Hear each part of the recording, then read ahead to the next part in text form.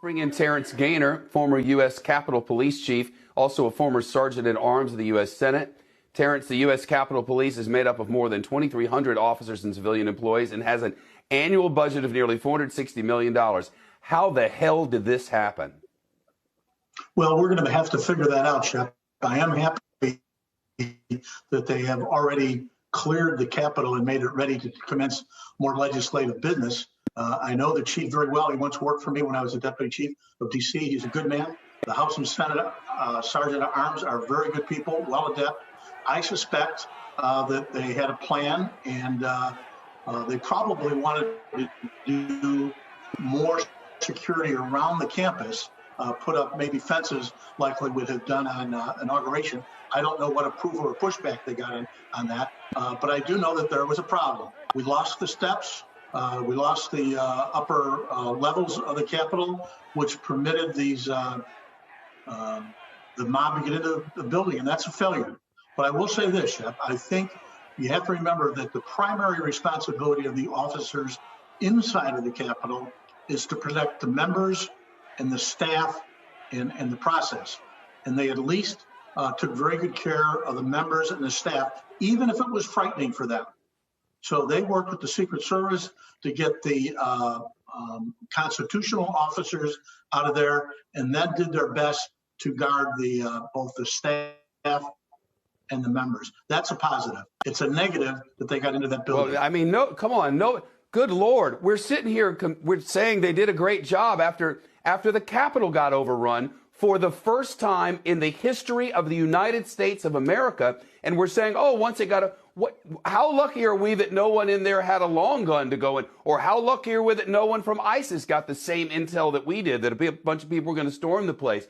It's something of a miracle that nothing absolutely horrendous happened today. And also, who knows what it is that any of those ne'er-do-wells left in that place? We don't have any idea what kind of gifts they left behind. Besides the notes at the desk. It's unimaginable that we saw what happened there. I am not touting that it was a good job done. I have said there was a terrible mistake.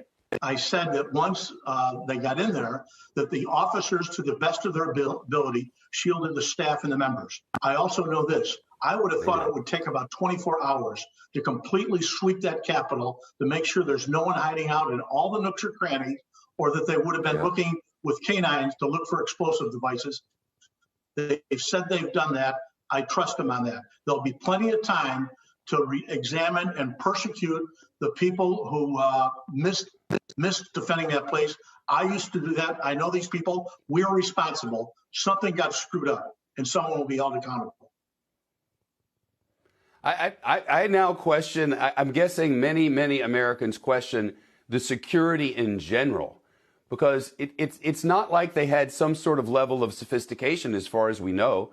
I mean, DCP says that they came up with some sort of chemical irritant. What does that mean? Pepper spray or something? And I don't know what that means. I just know that once they got in, we have pictures of them scaling walls over here and walking up over there with their flags and sitting at desks with their feet up. It's like we all knew something was coming, and they clearly were not ready. And I don't understand why.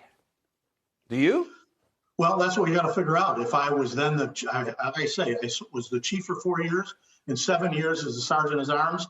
I was responsible for security. The police board is responsible. We need to figure out what went wrong. I saw before this began, the Capitol Police were on the east and west front. They got pushed back to the steps.